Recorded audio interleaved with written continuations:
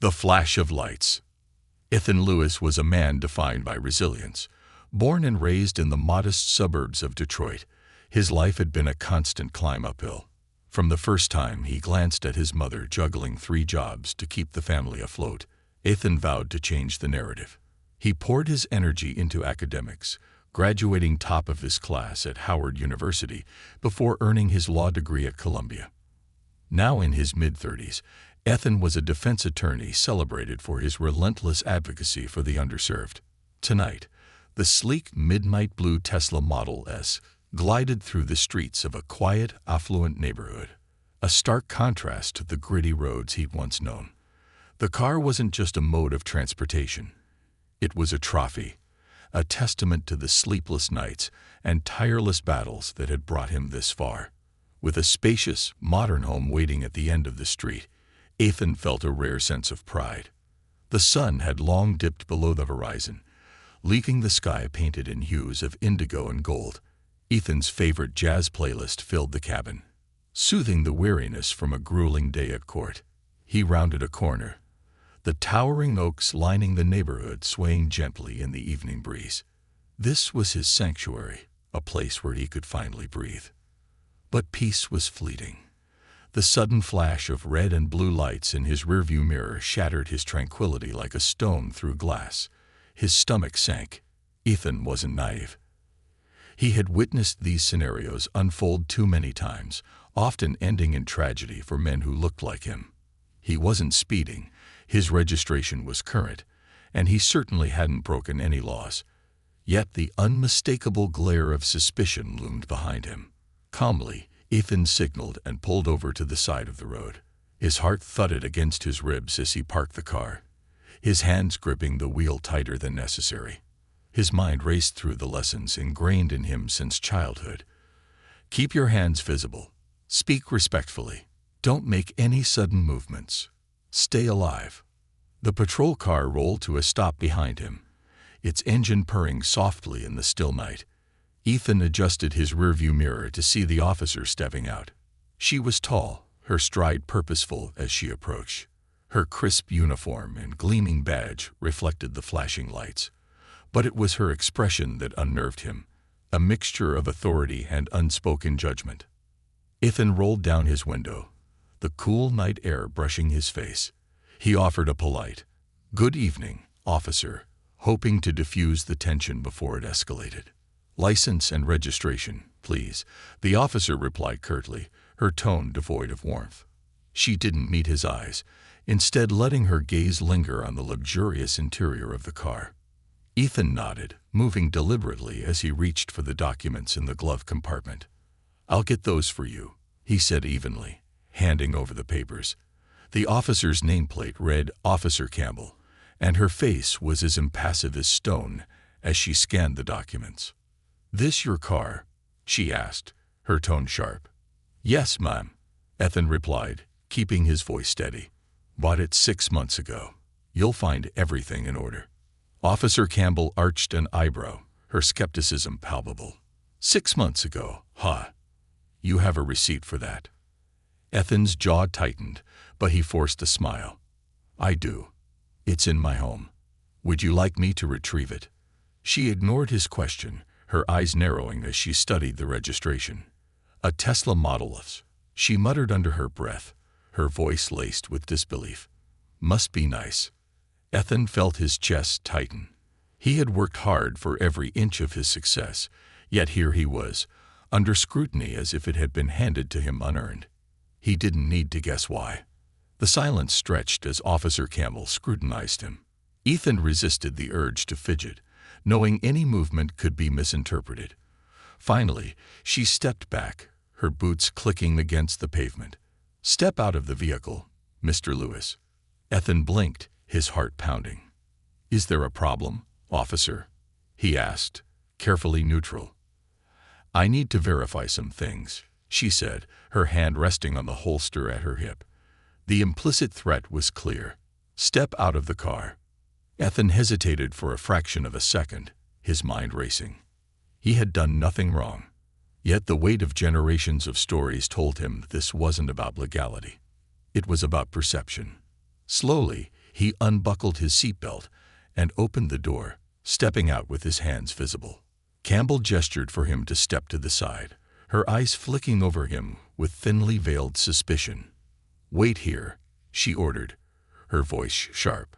She walked back to her patrol car, leaving Ethan standing alone under the harsh glow of the streetlights. Ethan stood rigid, his thoughts a whirlwind. He thought of his mother, who had taught him to persevere against all odds. He thought of his clients, the ones who looked to him as a beacon of hope in a system stacked against them. Most of all, he thought of his own innocence, which now seemed irrelevant in the face of bias. Minutes passed, each one feeling like an eternity. Officer Campbell returned, holding her radio as if weighing her next move. "Mr. Lewis," she said, her tone clipped, "I'm going to need to search your vehicle." Ethan's eyes narrowed.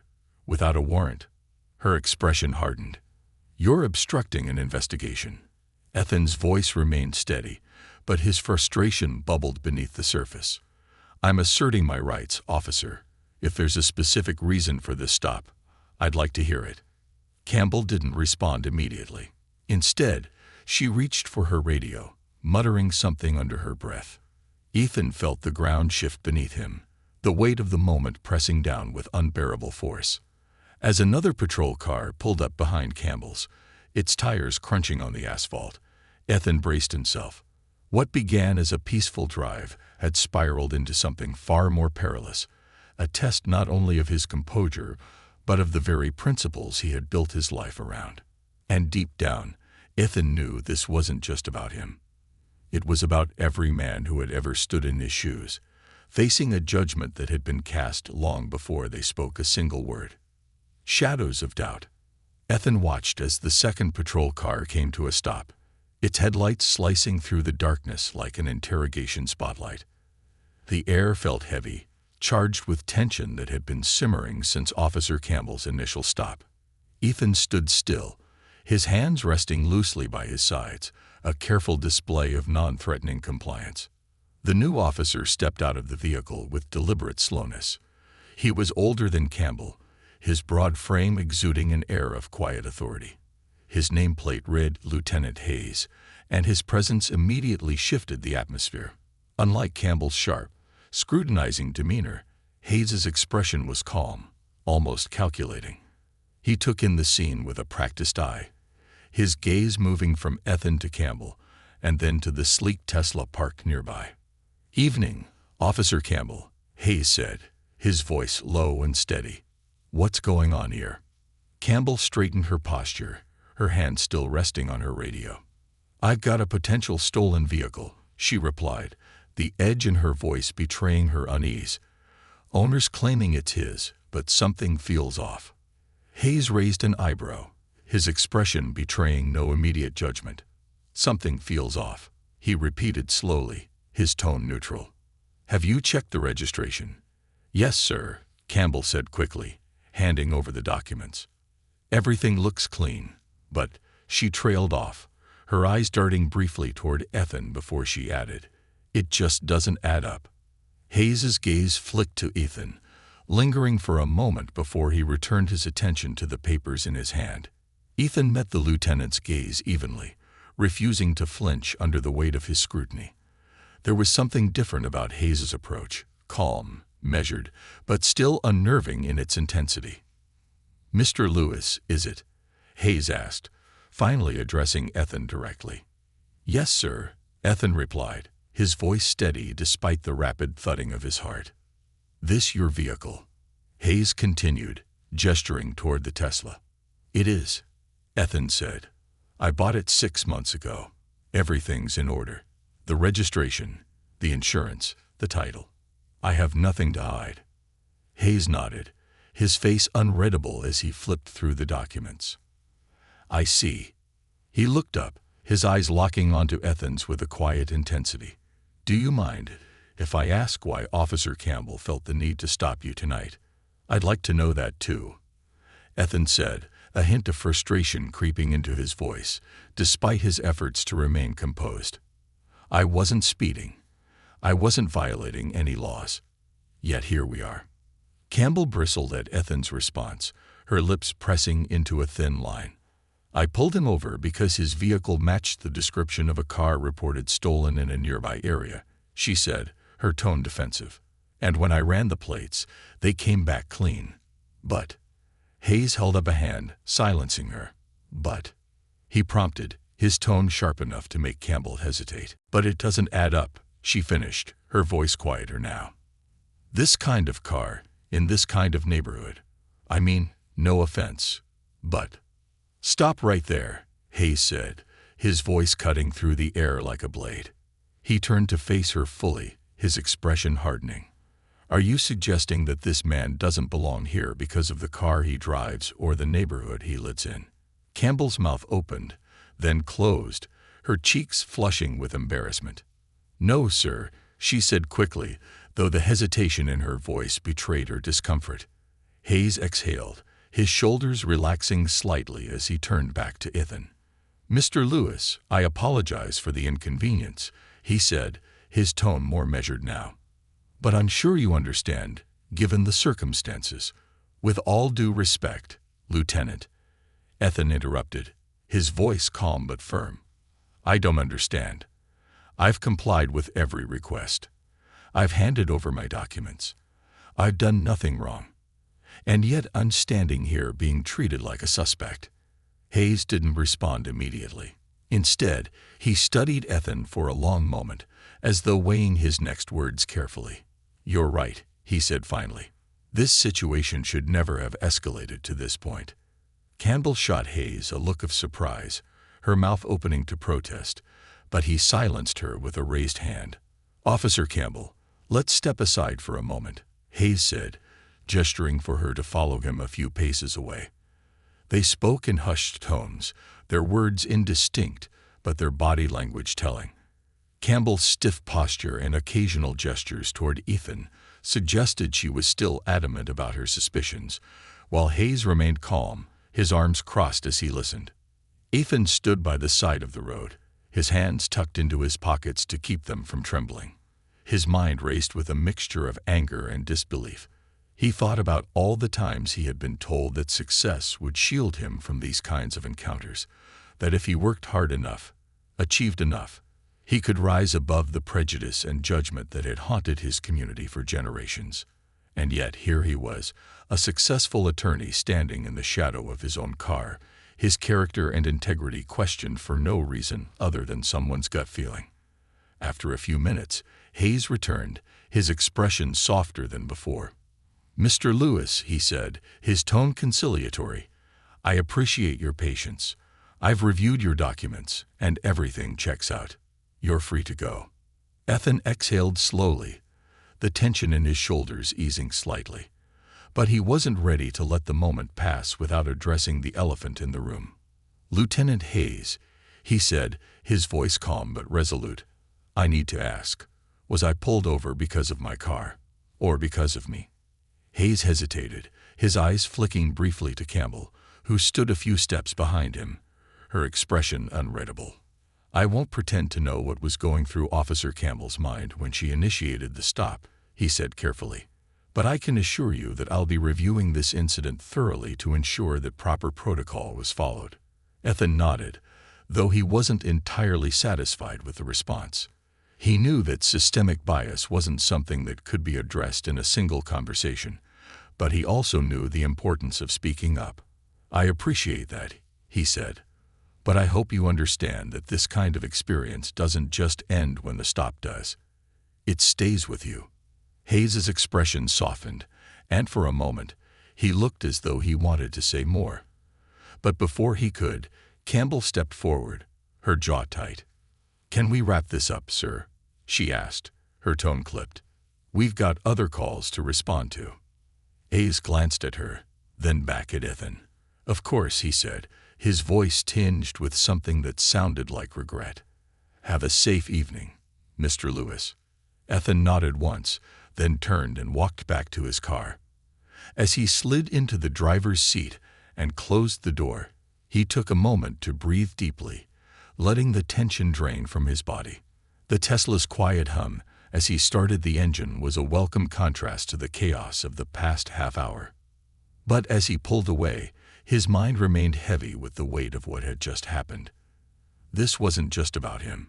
It was about a system that continued to perpetuate cycles of doubt and discrimination. And as much as Ethan wanted to move past it, he knew he couldn't stay silent. Not this time. Reflections and resolve. The soft purr of the Tesla's engine was the only sound in the cabin as Ethan drove through the quiet neighborhood. His hands gripped the steering wheel tightly, his knuckles white against the backdrop of the dark leather interior.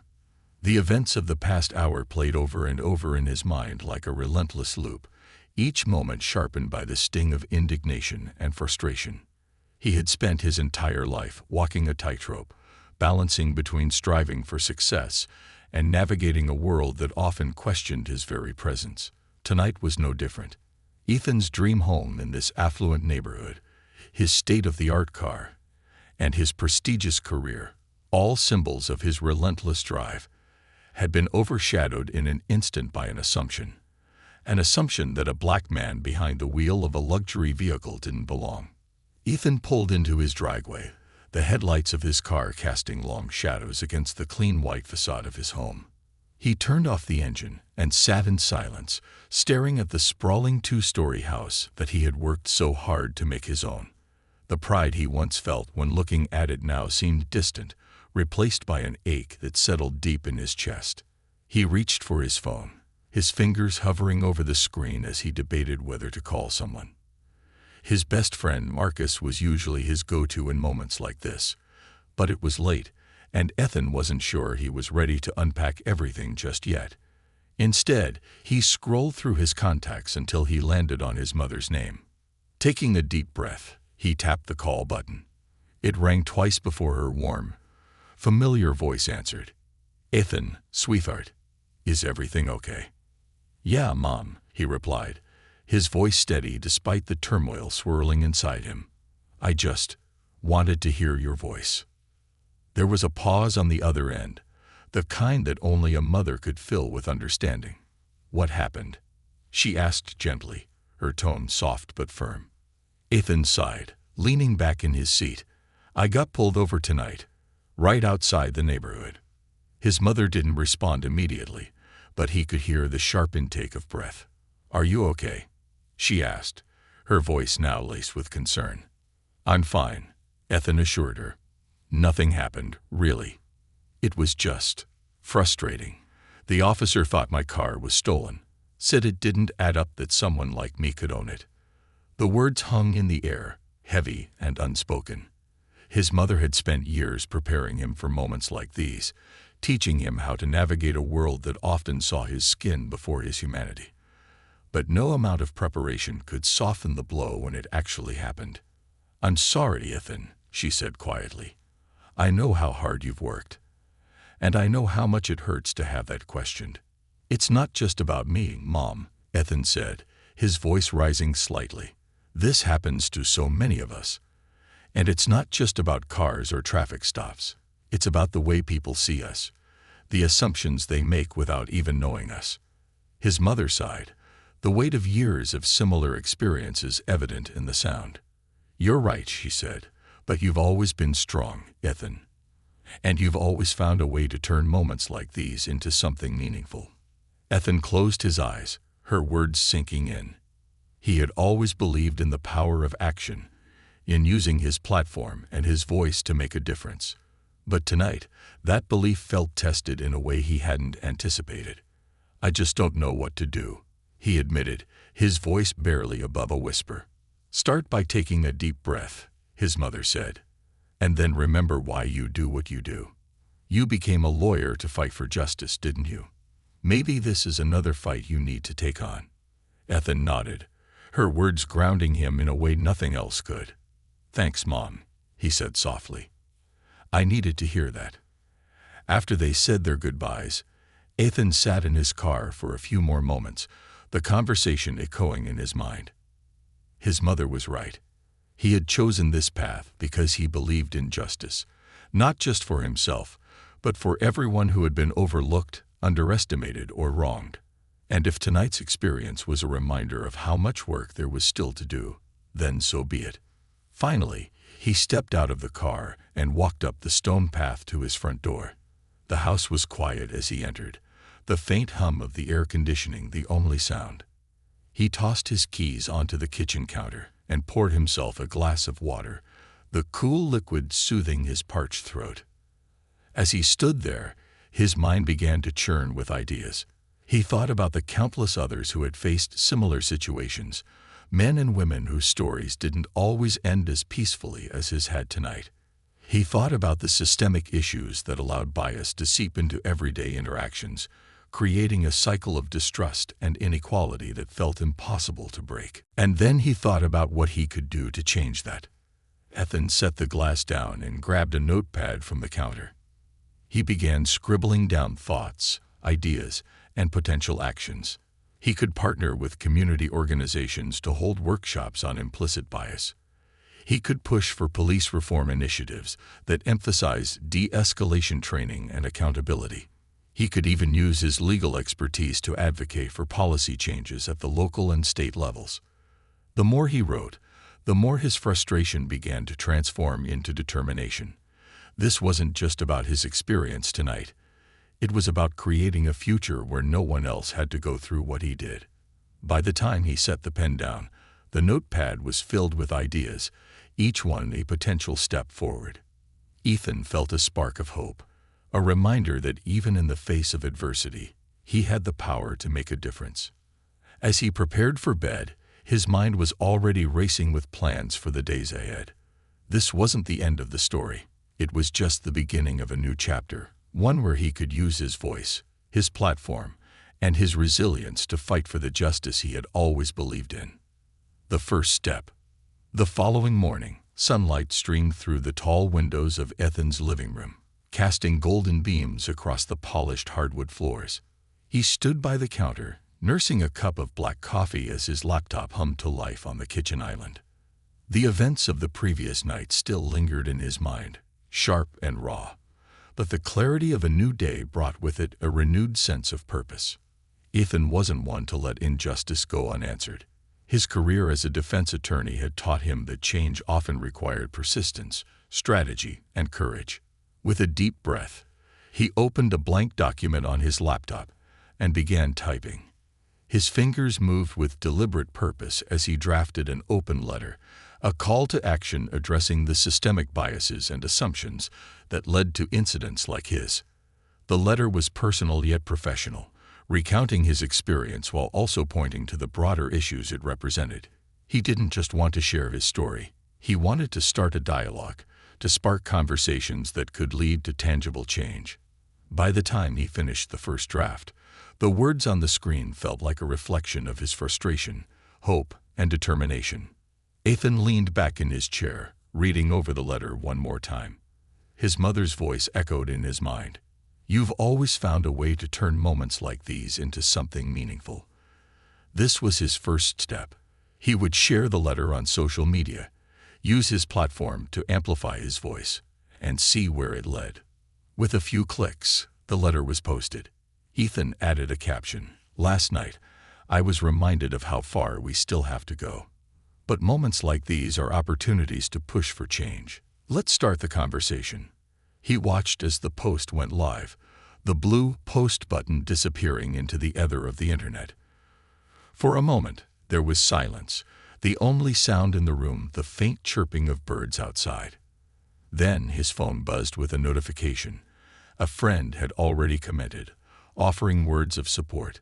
Within minutes, the post began to gain traction, the comments section filling with messages from friends, colleagues, and even strangers who shared their own experiences.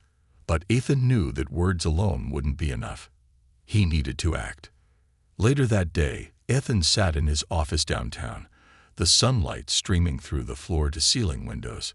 His desk was cluttered with case files and legal briefs, but his mind was focused on something else entirely. He picked up his phone and dialed a number he hadn't used in a while. Marcus Jenkins, his best friend since college and a community organizer, with a reputation for making things happen. "Ethan, my man." Marcus's voice boomed through the line, warm and full of energy. "What's up? It's been a minute." "It has. Ethan agreed, smiling despite the weight of the conversation ahead. Listen, Marcus, I need your help. Something happened last night, and I think it's time we do something about it. Marcus's tone shifted immediately, the joviality replaced by focused concern. What happened? Ethan recounted the incident in detail, sparing no nuance or emotion. Marcus listened intently, his occasional murmurs of understanding encouraging Ethan to keep going. When he finished, there was a pause on the other end of the line. Man, that's heavy, Marcus said finally. But it's not surprising. This kind of thing happens every day, Ethan, and you know that as well as I do. I do, Ethan said, his voice firm. And I want to do something about it. I've been thinking about starting a campaign, something that addresses implicit bias in law enforcement and advocates for better training and accountability. But I can't do it alone. Marcus chuckled, the sound warm but tinged with resolve. You're talking to the right guy. Let's make it happen. By the end of the week, Ethan and Marcus had pulled together a small but passionate team of advocates, lawyers, and community leaders. They met in the conference room of Ethan's office, the large table covered in papers, laptops, and half-empty coffee cups. The atmosphere was electric, charged with the shared determination to turn Ethan's experience into a catalyst for change. Okay, Marcus said, standing at the head of the table with a marker in hand. He gestured to a whiteboard filled with bullet points and arrows. We've got 3 main objectives: raise awareness, push for policy changes, and provide resources for communities affected by this kind of bias. Ethan, you're our legal expert, so you'll lead the policy side. I'll handle the community outreach. Ethan nodded, his mind already racing with ideas. We need to start with data, he said. Let's compile statistics on racial profiling and implicit bias in traffic stops. The more evidence we have, the stronger our case will be. Good, Marcus said, jotting down notes. What about storytelling? People connect with stories. Ethan, your experience is powerful. If we can get others to share theirs, we can build a movement. I'll handle that. A young woman named Maria chimed in. She was a journalist turned activist, with a knack for amplifying marginalized voices. I'll set up a platform where people can submit their stories anonymously if they want. We can use those to create a campaign. As the team brainstormed, Ethan felt a sense of hope building within him. This wasn't just about him anymore. It was about creating a ripple effect, challenging the systems that allowed bias to thrive, and empowering others to demand better. The campaign, dubbed Bias Break, launched 2 months later. It began as a small initiative, but it quickly gained momentum as more people shared their stories and joined the movement. Social media buzzed with hashtags like #BiasBreak and #DemandJustice, while local news outlets began covering the campaign's events and initiatives. Ethan found himself busier than ever, balancing his legal career with his role as one of the campaign's leaders. He spoke at town halls, wrote op-eds, and worked tirelessly to draft proposals for police reform. Through it all, Marcus was by his side, his unwavering energy and charisma driving the campaign forward. One evening, after a particularly successful town hall meeting, Ethan and Marcus sat in a small diner, their plates of food untouched as they reflected on the journey so far. You know, Marcus said, his voice thoughtful, this isn't just about changing laws or policies. It's about changing hearts and minds. That's the real battle. Ethan nodded, his gaze distant as he thought about Officer Campbell. He hadn't seen her since that night, but her face lingered in his mind, a reminder of the biases that shaped their interaction and the work that still needed to be done. I think we're on the right path, Ethan said finally. But you're right. This is just the beginning. As the diner buzzed with quiet conversation and the clinking of silverware, Ethan felt a renewed sense of purpose. The road ahead was long, but for the first time in a while, he felt ready to face it. Together, they were building something bigger than themselves, a movement that had the power to change the world, one step at a time. The ripples of change. The national spotlight shone brighter than Ethan had anticipated. Within weeks, the Bias Break campaign became a viral sensation, fueled by heartfelt stories, compelling statistics, and a groundswell of support from people across the country. Ethan's open letter had been shared thousands of times, leading to interviews on prominent news channels and invitations to speak at universities and community events. Despite the growing momentum, Ethan's days were a blur of meetings, legal research, and speeches. He was both invigorated and exhausted, his passion for the cause driving him forward even as the weight of responsibility pressed heavily on his shoulders. The campaign's success was undeniable, but with it came challenges he hadn't foreseen: pushback from skeptics, heated debates in public forums, and even personal attacks from those who viewed his work as divisive. It was during one of these tumultuous weeks that Ethan received an unexpected email. The subject line read, "Incident follow-up." He opened it cautiously, his brow furrowing as he read the message. "Dear Mr. Lewis, I hope this email finds you well. My name is Captain Alan Moore, and I oversee precinct operations at the department where Officer Campbell and Lieutenant Hayes are employed. I recently became aware of your encounter with our officers and the broader impact it has had, both within the department and beyond. I'd like to invite you to meet with me to discuss your experience and explore potential ways we can improve our practices. Please let me know if you're open to this conversation. Sincerely, Captain Alan Moore." Ethan leaned back in his chair, his mind racing. The email was unexpected, but it felt significant. A chance to take the fight for change directly to the heart of the issue. After a moment's hesitation, he replied, agreeing to meet. A week later, Ethan found himself standing outside a large, nondescript building that housed the police precinct. The air was crisp and cool, the sky overcast with a hint of rain.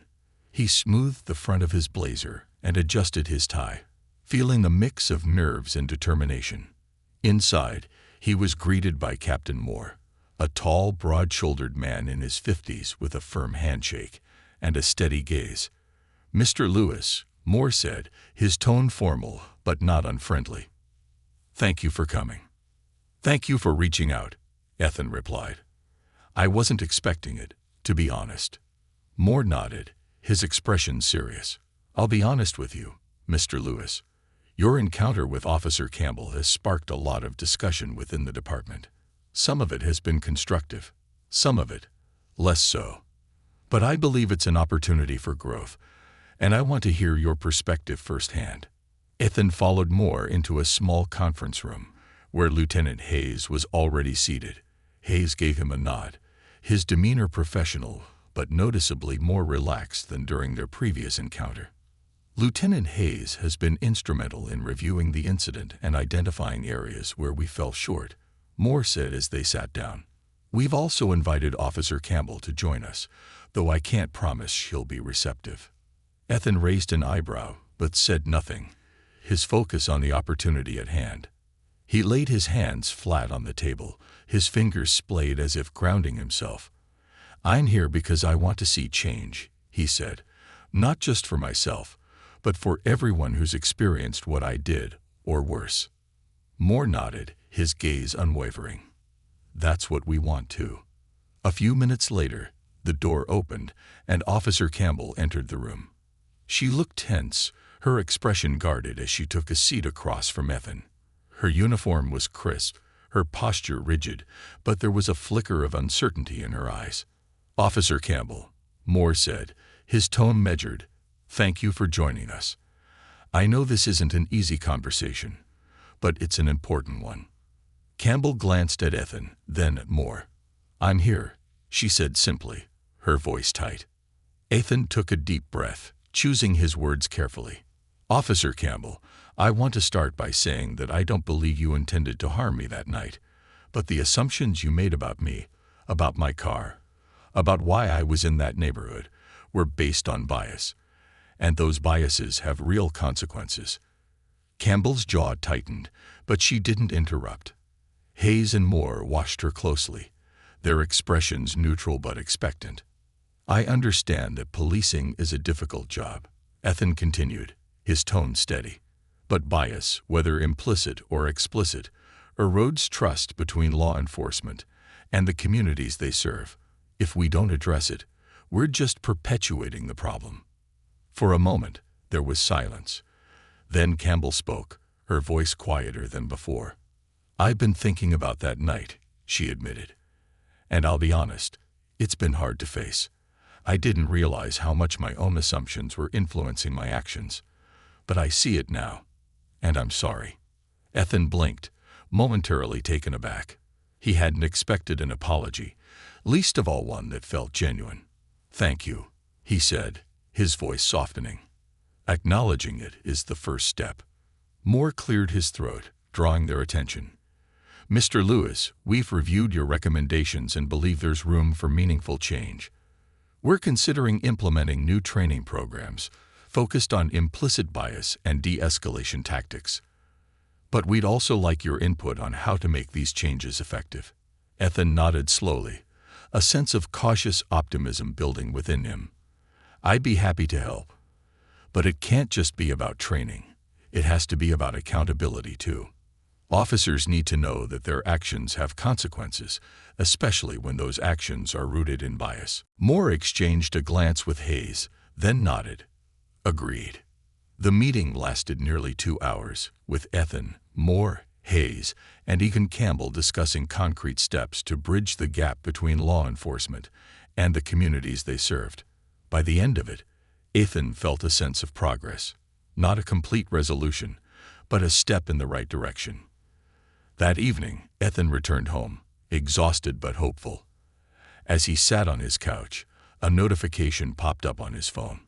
It was a message from Marcus, accompanied by a video link. The video showed a group of young activists holding a rally in support of the Bias Break campaign. They carried signs with slogans like "Justice for All" and "Break the Bias," their voices united in a call for change. Ethan watched the footage, his chest tightening with emotion. This was what it was all about, sparking a movement that went beyond one person, one incident, or one community. He set the phone down and leaned back, his mind drifting to the road ahead. There was still so much work to be done, but for the first time in a long time, Ethan felt like they were on the verge of something bigger, something transformative. As the city lights twinkled outside his window, Ethan allowed himself a rare moment of stillness. He had stepped into the fire of change, and though the journey was far from over, he knew he wouldn't face it alone. Together, they were creating ripples that could one day become waves. Strength in the struggle. Ethan couldn't help but replay the meeting at the precinct in his mind as the evening stretched on. Captain Moore's sincerity, Lieutenant Hayes' steady support, and Officer Campbell's surprising apology were all pieces of a puzzle he hadn't expected to assemble so soon. While it was a step forward, Ethan knew the struggle against systemic bias wasn't going to be resolved in a single meeting or even a single campaign. After finishing the rally video Marcus had sent, Ethan decided to call him. "Yo, Ethan." Marcus answered, his voice crackling with excitement. "Did you see the rally video? Those kids are on fire, man. They're taking this movement to the next level." "I saw it," Ethan replied, a small smile playing on his lips. "It's incredible to see how much support is building. But Marcus, I need to talk to you about something else. I met with the police department today." Marcus paused. "The precinct? You mean the same department where?" "Yeah, that one," Ethan interrupted. "Captain Moore reached out. He wants to make changes. He's open to implicit bias training, de-escalation strategies, and more. I even got an apology from Campbell." "Wait," Officer Campbell apologized. Marcus's disbelief was palpable. "Man, that's unexpected, but also huge. What do you think?" Ethan hesitated. "I think they mean well, but I'm cautious. It's one thing to talk about change in a meeting. It's another to see it implemented. And let's be real, not everyone in that department is going to be on board." "True," Marcus agreed. "But it's a start, Ethan. If they're willing to listen and make changes, you've already moved the needle. The question is, How do we keep the pressure on? That was the question that had been gnawing at Ethan. The meeting was productive, yes, but it was only a small piece of the larger picture. If real change was going to happen, it would require sustained effort and accountability. I think we double down, Ethan said, the gears in his mind turning. We use bias break to spotlight departments that are willing to implement reforms and call out those that resist. We create a database of police departments, their policies, and their progress, or lack thereof. Like a transparency report, Marcus said, catching on. That's brilliant. We could score departments on things like training, accountability measures, and community engagement. Public pressure works wonders when people know who's falling short. Exactly, Ethan said, a spark of energy igniting in his chest. And we need to involve more communities in this effort. Town halls, focus groups, even partnerships with local governments. Marcus laughed, his enthusiasm infectious. Man, I don't know how you do it, but you're always 10 steps ahead. Let's make it happen. In the weeks that followed, Ethan and Marcus threw themselves into building the next phase of the campaign. They reached out to data analysts, legal experts, and grassroots organizers to help develop the transparency report. Ethan worked late into the night, poring over policy documents and case studies, while Marcus hit the streets, rallying communities and forging partnerships with local organizations. One evening, as Ethan sat in his office finalizing the campaign's new framework, his assistant knocked on the door. Ethan, you've got a call on line 2. It's Captain Moore. Ethan's brow furrowed. He hadn't expected to hear from Moore again so soon. He picked up the receiver. Captain Moore, good evening. What can I do for you? Good evening, Mr. Lewis, Moore said, his tone measured. I wanted to let you know that we've started rolling out the implicit bias training we discussed. It's still in its early stages, but I thought you'd like to know we're moving forward. That's great to hear, Ethan said, genuinely surprised. How's it being received? Moore hesitated. It's mixed. Some officers are embracing it. Others are resistant, as you might expect. Change is hard, but I believe it's necessary. Ethan appreciated Moore's honesty. If there's anything I can do to help, let me know, he offered. I'm committed to seeing this through. There is something, Moore said after a pause. We're hosting a community forum next week to discuss these changes and hear directly from residents. I'd like you to be there, not as an adversary, but as a partner. The request caught Ethan off guard. You want me to speak at the forum? Not just speak, Moore clarified. I want you to help bridge the gap. The community trusts you, and frankly, we need that trust if we're going to make real progress. Ethan leaned back in his chair, considering the weight of the invitation. It was an opportunity to bring the movement directly to the people who needed it most. I'll be there, he said finally, and I'll bring Marcus. This is something we should tackle together. The forum was held in the community center's gymnasium, a modest space filled with folding chairs and a podium at the front. The turnout was larger than expected, with residents, activists, and even some officers filling the room. The atmosphere buzzed with a mix of anticipation and tension. Ethan and Marcus sat near the front, waiting for their turn to speak. Moore opened the event, outlining the department's plans for reform and acknowledging the challenges ahead. His speech was measured, but it set the tone for collaboration. When Ethan took the podium, he felt the weight of dozens of eyes on him. He took a deep breath, grounding himself before he began. Good evening, he said, his voice steady. I stand before you today, not just as an attorney, but as a member of this community, a community that deserves better. What happened to me is not unique. It's part of a larger pattern that we must confront together. He went on to discuss the bias break campaign, the meeting with the precinct, and the importance of holding both individuals and systems accountable. His words resonated, drawing nods and applause from the audience. When Marcus spoke, he brought his trademark charisma, weaving stories of resilience and unity that left the crowd energized. By the end of the forum, the air felt lighter, as though a bridge had begun to form where a chasm once existed. As Ethan left the gymnasium that night, a woman approached him, her teenage son in tow. "Mr. Lewis," she said, her voice trembling slightly, "I just wanted to thank you. My son, he's had his own run-ins with the police, and hearing you speak tonight gave us hope. Please don't stop what you're doing." Ethan smiled, his resolve solidifying. "I won't," he promised. Driving home that night, he felt a rare sense of fulfillment. The road ahead was still long, but tonight had been a step forward. And step by step, he would keep moving, driven by the belief that change was not only possible, it was necessary, a movement that endures. The weeks following the community forum were a whirlwind of activity. The Transparency Report Initiative, nicknamed the Clear Policing Index, CPI, gained national attention.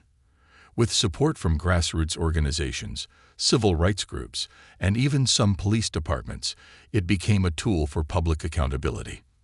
Departments that rank highly on the index proudly displayed their progress, while those with poor scores faced mounting public pressure to improve. Ethan's days were consumed with balancing his legal career and his growing responsibilities as the face of the Bias Break campaign. Marcus had become the heart of the movement, rallying communities and keeping the momentum alive with his infectious energy. Together, they formed an unshakable team, each complementing the other's strengths. One afternoon, as Ethan sat in his office reviewing a draft of the latest CPI rankings, his assistant entered with a hesitant knock. "Ethan, there's someone here to see you. She says it's important." Ethan looked up, surprised. "Who is it?" The assistant hesitated. "It's Officer Campbell." Ethan's brow furrowed in confusion. The last time he had seen her was at the community forum, where she had remained in the background, avoiding the spotlight. "Send her in," he said, setting his papers aside. When Campbell entered, she looked different, not in uniform, but dressed in plain clothes. Her demeanor was subdued, almost hesitant. Ethan gestured for her to sit, and she complied, her hands clasped tightly in her lap. "Officer Campbell," Ethan began, his tone neutral. "This is unexpected. What brings you here?" She exhaled deeply, her gaze fixed on her hands. "I wasn't sure if I should come," she admitted, "but after everything that's happened, I felt like I needed to talk to you." Ethan leaned forward, his expression softening. "I'm listening." Campbell looked up, meeting his eyes for the first time. "When we first met, I didn't realize how much my actions were shaped by biases I hadn't even acknowledged. I grew up in a family where certain assumptions were just ingrained. But after that night, and especially after the training sessions in the forum, I started to reflect on myself, on how I've been operating, not just as an officer, but as a person." Ethan nodded, encouraging her to continue. "I'm not here to make excuses," she said, her voice steadying. "I made a mistake, and I own that. But I want to be part of the solution. That's why I've been working with Captain Moore to help shape the new training programs. And I wanted to thank you for pushing for change, not just for yourself, but for everyone." Ethan studied her for a moment, his initial skepticism giving way to cautious respect. "That means a lot, Officer Campbell. Acknowledging our own biases is hard, but it's the first step toward real change." She offered a small, tentative smile. "I hope it's not too late to make a difference." "It's never too late," Ethan said firmly. They spoke for a while longer, discussing her ideas for improving officer training and community engagement. By the time she left, Ethan felt a flicker of hope, proof that even those who were part of the problem could become part of the solution. Meanwhile, the CPI was making waves across the nation. News outlets covered the initiative extensively, often highlighting Ethan's story as a catalyst for the campaign. Police departments in major cities began adopting reforms, some even reaching out to Ethan and Marcus for guidance. But progress wasn't without resistance. Some departments pushed back, claiming the CPI was unfair or biased against law enforcement. Social media became a battleground, with supporters and detractors clashing in heated debates. Ethan found himself in the crosshairs of public scrutiny, his motives questioned by those who saw his work as an attack on policing rather than a push for justice. Late one night, Ethan sat in his home office, the glow of his computer screen illuminating his face. He was reviewing a particularly harsh op-ed that accused him of undermining law enforcement, when his phone buzzed with a call from Marcus. "Hey man," Marcus said, his voice calm but firm. "I saw the article. You good?" Ethan sighed, rubbing his temples. "I'm fine. Just tired of the noise, you know. It feels like no matter how much progress we make, there's always someone trying to tear it down." "That's how you know you're doing something right," Marcus said with a chuckle. "Change makes people uncomfortable, and you're forcing them to confront things they'd rather ignore." Ethan smiled despite himself. "I guess you're right. I'm always right," Marcus teased. "But seriously, Ethan, you've built something incredible here. Don't let the doubters distract you. Focus on the people who are counting on us." Ethan nodded, his resolve strengthening. "Thanks, Marcus. I needed that." "Anytime, brother," Marcus said. "Now get some rest. We've got work to do." The campaign's biggest test came months later when the city council of a major metropolitan area held a public hearing to vote on adopting the CPI's recommended reforms. The hearing was packed, with supporters, opponents, and media outlets all eager to witness the outcome. Ethan and Marcus both spoke, delivering impassioned arguments for why the reforms were necessary. They were joined by community leaders, activists, and even a few officers who had embraced the changes. The opposition was vocal, but ultimately couldn't match the overwhelming support for progress. When the council voted unanimously to adopt the reforms, the room erupted in cheers. Ethan felt a surge of emotion as he shook Marcus's hand, both of them beaming with pride. It was a hard-won victory, but it was only the beginning. As the months turned into years, Bias Break continued to grow, evolving into a national movement with chapters in cities across the country. Ethan and Marcus remained at the forefront, their partnership a testament to the power of collaboration and shared purpose. Ethan often thought back to the night he was pulled over, the flash of lights, the tension in the air, and the sinking feeling of being judged. That moment had been a turning point, not just for him, but for countless others who had since joined the fight for justice. And though the road ahead was still long, Ethan knew they were on the right path. Together, they were building a legacy, one rooted in resilience, compassion, and the unwavering belief that a better world was possible.